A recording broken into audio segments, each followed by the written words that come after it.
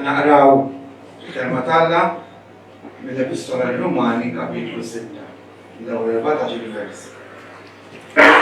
X'ina għajna nibqgħu fil-gnub biex tobtor il-grazzja Alla ħares. Kif nistgħu aħna li mitnadnu nibqgħu ngħixu fil-ħiżjed?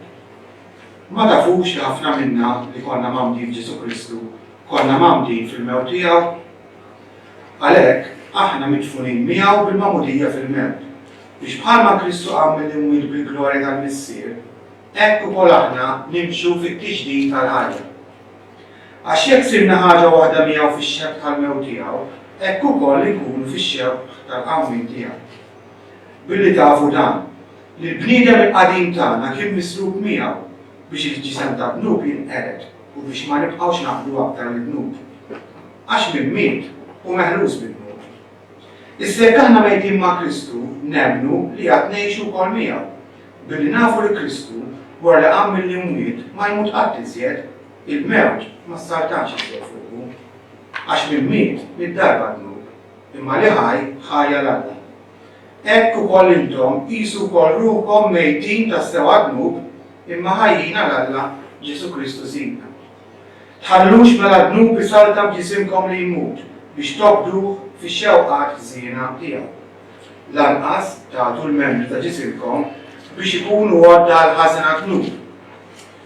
Iżda għatu lilkom infuskom mill-Alla bħala ħajjin mill-imwietu u l-membri ta' ġisimkom bħala għodda ta' ħaq għall-Alla. Għax id-bnub ma jsaltanx iżjed fuqkom, għax mitkomx taħt il-liġi, iżda taħt il-grazzja. Unem issir qaddis, jitolbuk l-unzjoni tal-Ispiritu Qaddis tiegħek f'dan mument fuq li ħanitkellem u fuq ħut il ħajsamaw. Ħallix illi jien nitkellem u ħut jinsamaw biss bis-saħħa tagħna imma aħdem fina l-kol. Iftħinna moħna, iftħinna qalbna, ħalli tassew kun mument ta' barka. Ħalli f'dal-ħin li ġej, kif il-kelma tiegħek titwaslilna, nirċivuha, nilqgħu bil-ferħ u tħalli l-frott fil-ħajja tagħna magħha, bħal qatt qabel. Dan kollu nitolbu għall-akbar glorja tiegħek. Amen.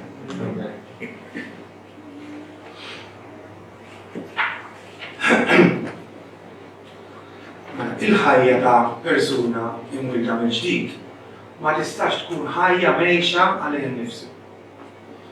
Jekk hu hekk, il-professjoni tiegħu wis probabbli hi falsa. Jista' jkun allura li mhux veru dan u persuna fi Kristu u mhux veru li huwa ħleqa ġdida kif jisħar. Għaliex ħajja il-Kristjan veru hija ħajja mgħejxa għal bħalma qabel kienet ħajja mgħejxa innifsu. Kristjan ġenwin jirrikonoxxi li ħajtu issa m'għadix tiegħu innifsu biex jagħmel biha dak li jrid. Imma issa ħajtu tappartjeni kollha kemmi lil dak li ta' ħajtu għalih, is-Sid Ġesu. Allura ma jistax ikun li jiena u inti jekk aħna ngħidu li aħna Kristjani nibqgħu ngħixu għalina nfusna. Għaliex jekk nagħmlu hekk, nibqgħu ngħixu għalina nfusna l-ewwel ħaġa, nkunu qed nuru illi għadna ma fimniex il-valur l-iskop tas-sagrifiċċju l-mewt ta' Kristu. Fit-tieni Korintin 5 naqraw hekk ara. U miet għal kulħadd Ġesu. Għajdilna għalfejn sabiex dawk li jgħixu ma jmisshomx jgħixu iktar għalihom infushom iżda dak li miet għalihom u kienu xulxtat. Tajjeb nara bis-sagrifiċċju tiegħu Kristu jaqla l-individwu mill-jasar jeħilsu għalfejn biex dan isir il-sir tiegħu ikun jista' jgħix għalih. Tajjeb jiġifieri bħalma hu dak li hu nnifsu imħabbtu qed jirrikjedi li inti tagħtih lilek innifsek u tgħix ħajja għalih. Jekk tibqa' tgħix għalik innifsek qed turi wkoll li anqas għadek ma fimtx li santifikazzjoni. Ma fimtix għaliex fi ftit kliem x'inhi s-santifikazzjoni? Il-proċess li bih titgħallem tgħix għal din is-santifikazzjoni fi ftit kliem huwa proċess u qed titgħallem ġurnata b'ġurnata tgħix għal jekk għadek qed tgħix għalik innifsek ħad tispiċċa ħażin. Ħad tispiċċa ħażin. Għaliex il-Mulej għallem mod ċar illi jekk inħobbu ħajjitna ċo jekk ngħixu għalina nfusna u b'fissazzjoni fuqna nfusna ħanitilfu ħajjitna. Mart 8. Għax kull min irid isalva ħajtu se jitlifha. Imma kull min se jitlef ħajtu minħabba fija u l-Evanġelu se jsalva. George MacDonald qal min mhuwiex ħaj jew qed jgħix għal Alla hu mejjed. Mela Kristjan ġenwin b'sens ta' gratitudni għal dik is-salvazzjoni li rċieva minn Alla jgħix għal Alla u mhux għal innifsu. Ġifieri ħsieb dominanti li jmexxilu il-ħajja tiegħu wieħed. U mitalija jien irid ngħix għalih. Dan huwa ħsieb dominanti. Mistoqsija rridu nsaqsu fiex tikkonsisti ħajja mgħixa għal Alla. X'inhu huma karatteristiċi ta' din il-ħajja mgħixa għal Alla. Dawk li jispikkaw jista' jkun hemm ħafna iktar. L-ewwel nett ħaniċċaraw ħaġa illi ħajja mgħixa kien tgħix għal Alla ma jfissirx illi tinqata' mis-soċjetà tirtira mid-dinja bħalma jagħmlu l-Eremiti u l-Patritu s-sorji ta' klawżura. Assolutament. Mhix din qed tifsira ta' ħajja mgħixa għal Alla. U lanqas tfisser li kif ġie nisimgħu tkun full time għal mulej. Ġifieri titlaq l-impjieg, ma tagħmel xejn ħlief dawk l-affarijiet li huma relatati ma' Alla u l-Evanġelu. Ilha żbaljata, mhux hekk. Ngħidilkom mela xi tfisser u xi tikkonsisti ħajja mgħixa għal Alla. L-ewwel nett. Ħajja mgħixa għal Alla hi ħajja Ġesu fiċ-ċentru fejn jixaqlu jkunu wara kollox. Bl-istess mod li sin Ġesu Kristu fiċ-ċentru tal-Iskrittura Mqaddsa, fil-qalba tal-istorja umana, fil-qofol tal-pjan tas-salvazzjoni, impenġi fil-tip ta' rivelazzjoni bħala l-ħaruf wieqaf f'nofs it-tron, f'nofs l-erba lejja, Ġesu huwa fiċ-ċentru ta' ħajja mgħixa għal Alla. Għal dak il-persuna, Kristu huwa komparabbli, xejn u ħadd ma jitqabbel miegħu. U permanenti, ġifieri stmat fuq kollox u fuq kulħadd. Il-ġmiel, l-eċċellenzi, l-għana ta' Kristu huma miġburin fih. U Ġesu maħbub iktar minn kull ħaġa jew persuna oħra għax qiegħed fiċ-ċentru. Ħajja mgħixa għal Alla wkoll tpoġġi l-verità qabel il-konsegwenzi.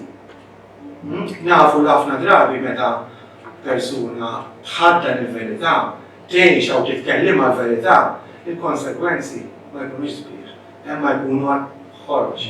Għaliex id-dinja ma tridx id-dawl tal-verità, tippreferi tibqa' fid-dlaw.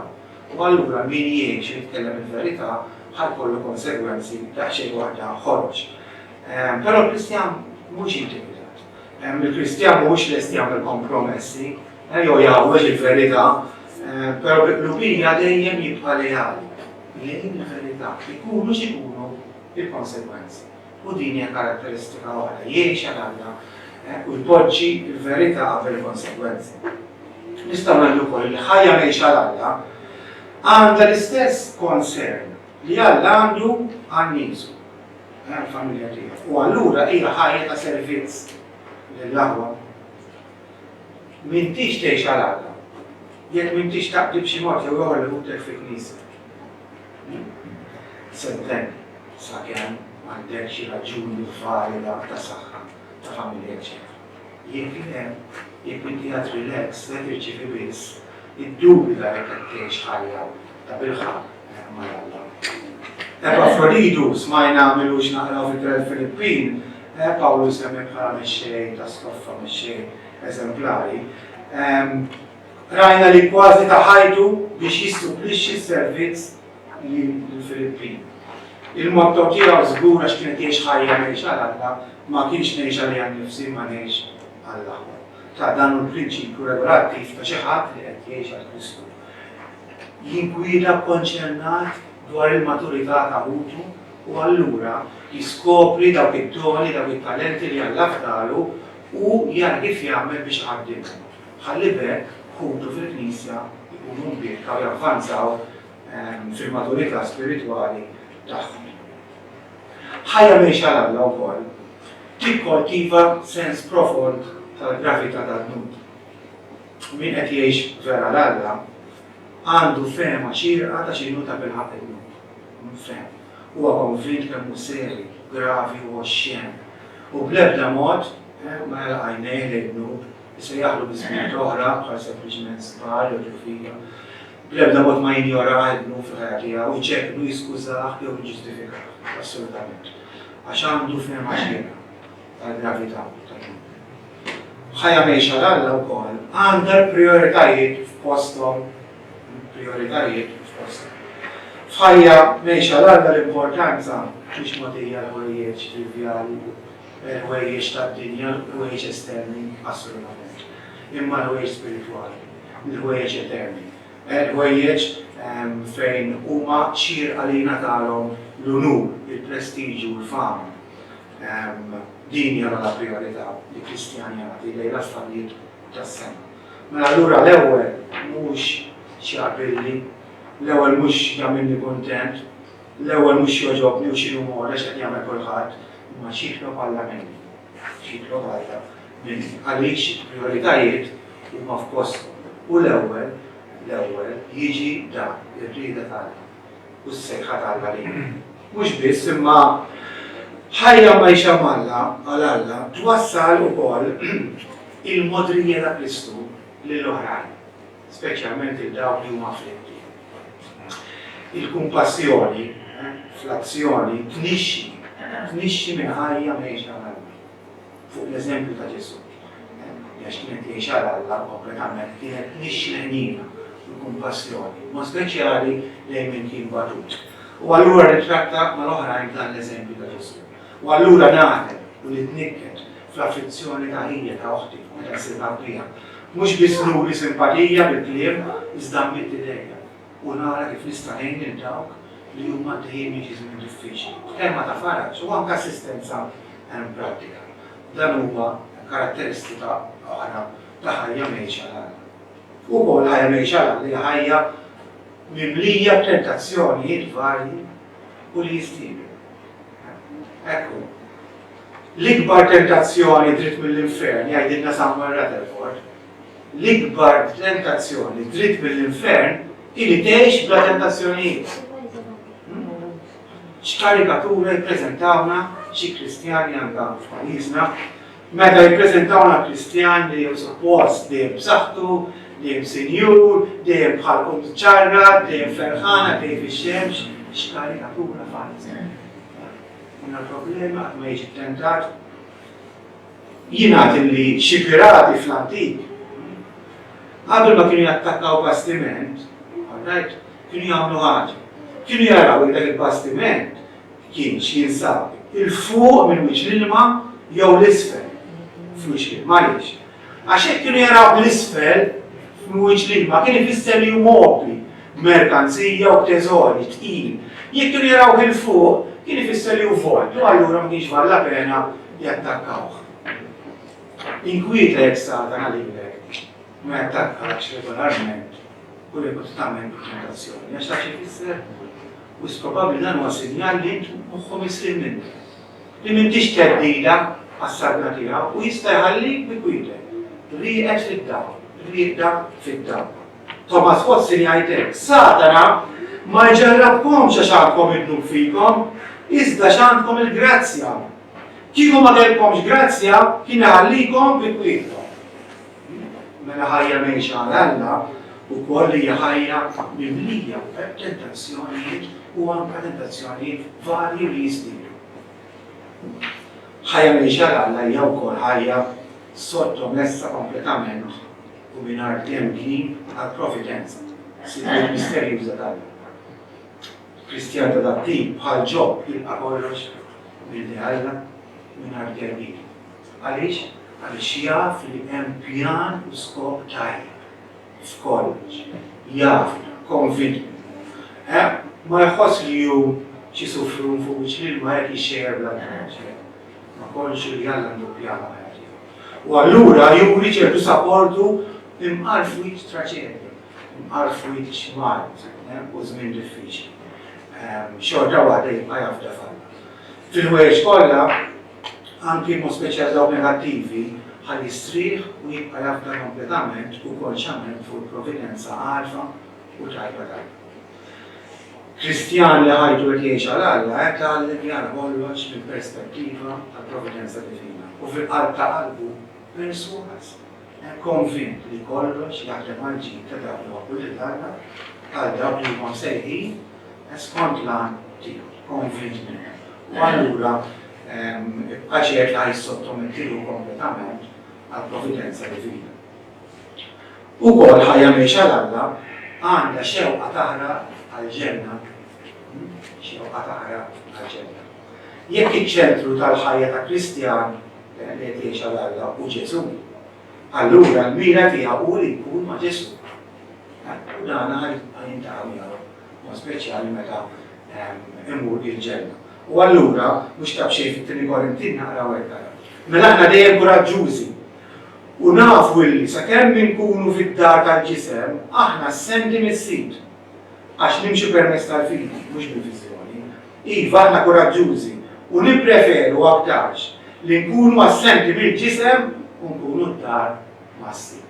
Din hija x-xewqa tagħna. Mbagħad Pawlu b'mod nota personali fil-Filippin wieħed jgħid għandi l-eblieba ħalli nitlaq u nkun ma' Kristu. Għax dan bil-wisq iżjed aħjar. L-eblieba qiegħda fil-ħajja ta' Kristjan li ħajtu qed jgħixha għal Alla. Fl-aħħar nett, ħajja mgħixha għal Alla tipglorifika lill-Alla. L-għan ewlieni tal-bniedem hu li jigglorifika lill-Alla. U l-Kristjan li ħajtu qed jgħixha għal Alla iżomm din bħala l-vokazzjoni ewlenija tiegħu. Irid jagħti glorja lill-Alla. Kull ma jagħmel, kbira u żgħira, l-ubbidjenza tiegħu, ir-relazzjonijiet tiegħu, it-talenti tiegħu, l-opportunitajiet mogħtija lilu jiżviluppahom u jħaddimhom biex jagħti unur u ġieħ u glorja lill-Alla. Kontu tafu li kompożitur famuż Johann Sebastian Bach kien jiffirma taħt kull kompożizzjoni tiegħu qabel jiffirma ismu S D G Solo Deo Gloria. Lill-Alla waħdu l-glorja. Lill-Alla waħdu l-glorja. Hekk il-Kristjan nissu jiffirma taħt kull ġurnata li tgħaddi jekk ħajtu qed tgħix għall-Alla S D G. Alla għall-glorja tal-Alla waħdu. Mela, fil-fatt Sinjur Ġesu Kristu tagħna assunt sameli qiegħda ħajja mgħixha għall-Alla. Konna nixbru kollox fil-klim Ġesu. Meta dak li mallem staqsi li ma kien l-akbar mandament, iftakru wieġbu hekk. L-ewwel isma' Iżrael, is-sit Alla tagħna is-situ wieħed. Int għandek tħobb is-sit Alla tiegħek qalbek kollha, b'ruħek kollha, u b'moħħok kollu, u b'saħħtek kollha. U t-tieni hu dan. Int għandek tħobb il-proxmu tiegħek bħalek innifsek. Mela. Dawn bażikament huma l-iktar karatteristiċi li jispikkaw f'ħajja mgħixha għal Alla. X'differenza tagħhom minn dik il-ħajja mgħixha għalik innifsek. X'differenza. Min jgħix għalih innifsu, min jgħix għalih innifsu. Moħħu biss fil-bżonnijiet personali tiegħu. U d-dinja ddur biss miegħu, u dejjem miegħu, jew għall-familja tiegħu, jew għax-xogħol tiegħu. Ma jimpurtax mill-verità. L-aqwa li jippreserva ġildu, reputazzjoni tiegħu anke ħajtu, u mhux se jesprimi l-lealtà tiegħu lejn verità, speċjalment jekk jaf li ħallas prezz. Jħarġara bil-konsekwenzi. Ma jagħmilix. Min qed jgħix ħajja lejn nnifsu ma jħabbilx rasu wisq kif jista' jservi l-aqwa fil-Knisja. Kuntent jibqa' komdu u jiservuk. Kuntent. Għax ħajtu qed jgħixha għalejn nnifsu. Jibnem repetutament jisu xejn gravi. Għandu l-prioritajiet tiegħu imħawdin u maqlubin ta' taħt fuq. Dak li suppost l-ewwel li għad l-aħħar u dak li għad l-aħħar, suppost ikun l-aħħar jgħid l-ewwel. Min jgħix għalih nnifsu jekk jara xi ħadd afflitt jew batut. Jagħmel kif għamel is-saċerdot u l-Levita fil-parabola tas-Samaritani tajjeb imur fuq in-naħa l-oħra ta' triq għaddej. Mhuwiex magħqud mill-irwiefer u l-mewġ tat-tentazzjonijiet tal-għajja. Relax għaddej ħalbi. Min qed jgħix għal innifsu kemm jirrabja, jissupervja, anke jindanna meta l-affarijiet ma jiġux favorih. Meta l-affarijiet ma jmorrux kif pjana hu, u allura mhux ħaj jissottometti ruħu għall-providenza tal-Alla m'għandekx ċans. Jara wkoll biss sa xi perim nieħru aljenat, impenjat u medi biss bil-ħwejjeġ tissa. Niżżel l-eruq tiegħu fuq din l-art. Intrabat bogħod tas-sikkata ma' id-dinja.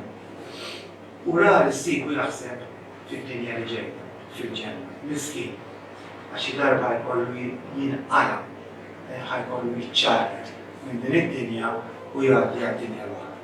U wkoll min qed jgħix għalih innifsu taħt kull ġurnata ma jiktibx S, D, G, Solo Deo Gloria ma jikteb M, S, G. Miħi solo Gloria. Il-Gloria għalija biss. Dan huwa il-persuni li qed tħallxu, qed jgħix ħajtu għalih innifsu. Mhux differenza veru meta tqabbilhom flimkien. Żewġ affarijiet oħra fil-qosor, ħajja mejxa għal Alla ġib magħha ċertu partit u anke konsegwenzi. Ħatkun konxi tagħha din ħaġa.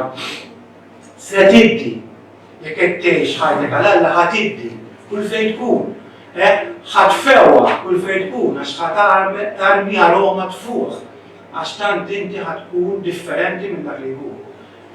Però wkoll tibqa' ċerta tkun imwarra. Ħatkun redikolat, qabel tiġi attakkat, medet, intimidat. Stennew dawn affarijiet jekk qed tgħixu ħajjitkom għal Alla. Però wkoll ħatkunu ġenwinament sodisfatti. Ħatkunu kuntenti ta' bilħaq. Żgur jekk tagħmlu hekk ħassibu il-milja tagħkom. Bħala ħlejqa maħluqa għal Alla. Ħaġa li ma ssibuha qatt jekk ma tkun qed tgħixu xi mod ieħor. Ma tkomx ċans tkunu kuntenti verament jekk ħajjitkom qed tgħixuha għalikom infuskom. Assolutament. Din tiġi biss jekk qed tgħixu ħajja għal Alla. U t-tieni ħaġa huwa li ħajja mejxa għal Alla hija possibbli. U wkoll hija proċess. Jiena konxu li qed ngħixu fi żmien diffiċli, vera I mean, l-ambjent mhuwiex moralment faċli għalina, antagonizmu minn kull naħa, ma speċjali għal min qed jgħix Kristjaneżmu veru Bibliku. Nafu bina, okej nafuha, però ma rridux naqtawha. Ma rridux nittispraw, ma rridux nagħtu ma jistax ikun ngħix ħajja Alla, għax araw madwari, assolutament le. Ngħid għaliex possibbli la Kristu qed jgħix fija. Ftakru għalli, Kristu jgħix fija. Fil-Galatin naqraw jien imsarrab ma' Kristu. U jien ma ngħix iżjed, imma Kristu jgħix fija. U l-ħajja li issa ngħix fil-ġisem ngħixha bil-fidi li jifbin Alla, li ħabni u tagħli l-nifsu għalija. Mela, Kristu jgħid fija. U la Kristu hu fija nfakkarkom li dak li hu fija kif jgħidilna Ġwanti huwa akbar minn dak li hu fid-dinja. Mela allura xi inkoraġġiment li nista' nirċievu biex ngħixu ħajja tagħna għal Alla. F'din ġenerazzjoni ta' attività demonika f'kull qasam. Xi inkoraġġiment. Ġesu jinsab fina biex iqawwina hekk kif ġurnata b'ġurnata li tagħmlu ngħixu ħajja. Mela. L-għu nixtieq minn din inkonkludi nindirizzakom wieħed waħda b'dal-mistoqsijiet. Mhux biex tisma'hom u jibqgħu għaddejjin, imma biex hawn u xi tmorru d-dar tagħmlu eżaminazzjoni tagħkom infuskom. Ħataraw jekk ħajjitkom biex waħda m'iniex għal Alla jew le. Din mistoqsija, kif qed tgħix ħajtek? Għalek innifsek jew għal Alla. Ġesu jinsab verament fiċ-ċentru ta' ħajtek jew għandek xi jdoru ieħor. Qed tpoġġi l-verità qabel il-konsegwenzi. Jimportak mill-ħutek fil-Knisja tant li tinsab impenjat xi tip ta' servizzja, is-sens tal-gravità tan-nur fik huwa kbir, huwa kbir. Ilek ma tagħmel evalwazzjoni tal-prijoritajiet tiegħek f'ħajtek għandek bżonn tissortihom mill-ġdid. Konxju tal-batut u l-afflitt madwarek u jekk kif qed turihom ħniena u modrija f'azzjoni prattika. Ġinsab imdawwar tentazzjonijiet, l-għadu ma għallix li kwitek, jew inti għaddejja relax. Meta l-providenza talla, taddik mill-wiet, tadell il-mewt, kif qed iġibru hekk? Titwerwer, tippanikja u tinsal ir-raj tajjeb jgħatniħak biex jwasibek. Ħerqana biex tasal dar missierek il-ġenna jew marbuta wisq u marbut wisq ma' ħwejx ta' dinja, ma' ħwejx ta' dinjat. C.S. Lewis jgħid hekk ara. Immira l-ġenna u tingħatalek id-dinja magħha. Immira d-dinja u titlef kemm id-dinja u kif ukoll il-ġenna. Fl-aħħar nett, lil min trid tigglorifika permezz ta' ħajtek. Lill-Alla jew lilek innifsek. L-ewwel llum il-mulej qed jistedilna wkoll, okej, biex ħajjitna tkun waħda mhijiex għalih. Din hija jistedilna. Forsi għaw xi wħud minna li qatt ma kien hemm mument f'ħajjithom fejn iddeċidew konxjament li jridu jgħixu wara Alla. Staqsilek innifsek inti. Jekk qatt kien hemm mument f'ħajtek li b'mod konxu mhux bl-entużjażmu u l-emozzjoni, konxu, għan bil-verità biblika tal-Alla, jgħat jiena mill-lum il-qoddiem li ngħix għal Alla. Jekk le, illum hija l-ġurnata li tagħmel hekk. U żgħar ġuvni xieħa int minn int jekk għadek qatt ma minn tagħmilha. U ddeċidi li mill-lum il-qoddiem ma tgħix għal Alla bil-modi li semmejna, għandek is-syllabus quddiem. Għandek skużi li ma tafx kif. Għandek is-syllabus u għandek l-għajnuna. L-alternattiva li ma tgħix għal Alla li tibqa' tgħix għal innifsek. Ħajja bla skop, ħajja vojta, ħajja li mhix ħatatik is-sodisfazzjon mili li inti ġejk maħluq għalih. Waqas kuntentizza. Jekk inti forsi ġa menta u tgħix ħajja l-Alla, ninkoraġġik biex anke jekk imxejt il-quddiem, ma tikkuntentax fil-progress li wasal bih, ħavolja jkun sostanzjali, tiqafx. Orajt ftakkar li Kristu dak kollox. Kristu dak kollox, ma setax jagħtik aktar. Ma setax jagħtik aktar, dak kollu li seta' jagħtik, Kristu tagħhulek. Inx qed tagħtih, tista' tagħtih iktar. Trid tagħtih iktar, u x'beħsib tagħtih. Ħantikom mottu ieħor biex min għandu ma sabx wieħed, ikollu wieħed, għax milux tajkom mottu. U jekk għaġa sabtu wieħed għandkom ieħor. Edha l-mottu mhux biex tikbuh mal-mera, importanti li tikbuh mal-mera ħalli kull-flus tarawh, imma biex jirregolakom il-ħajja. Isemgħu, u mitarija jien il-nejx għalih. Amen.